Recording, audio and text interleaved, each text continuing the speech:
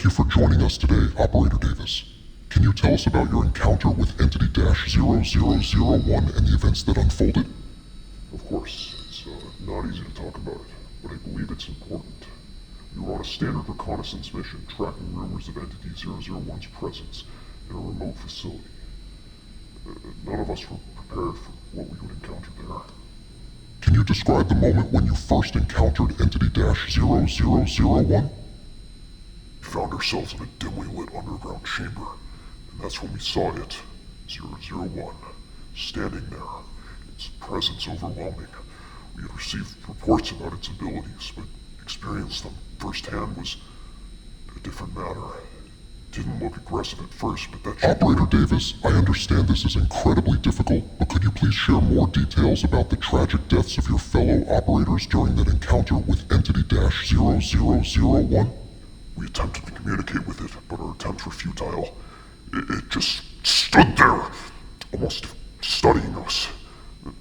Then suddenly it created some sort of barriers, trapping some of our team members. Of course, I can't even forget the faces of my teammates.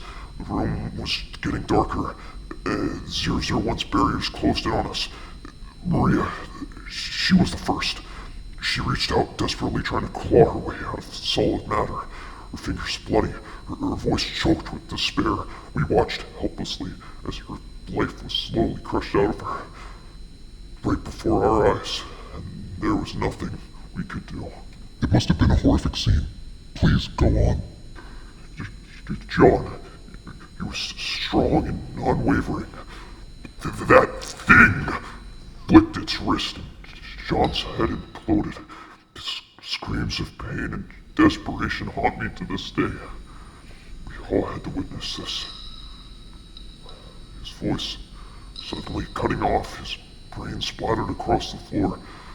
That thing took him from us. I can't even begin to fathom the anguish you must have felt.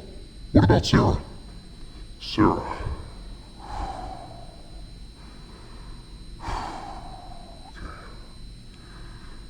She was like a sister to me. Brilliant, always level-headed.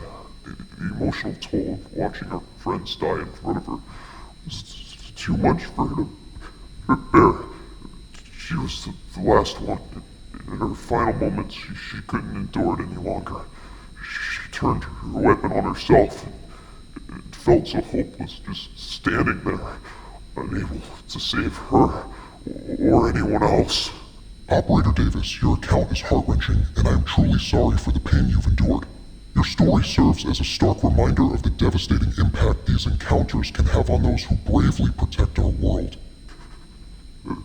Thank you, interviewer. Thank you. I appreciate it.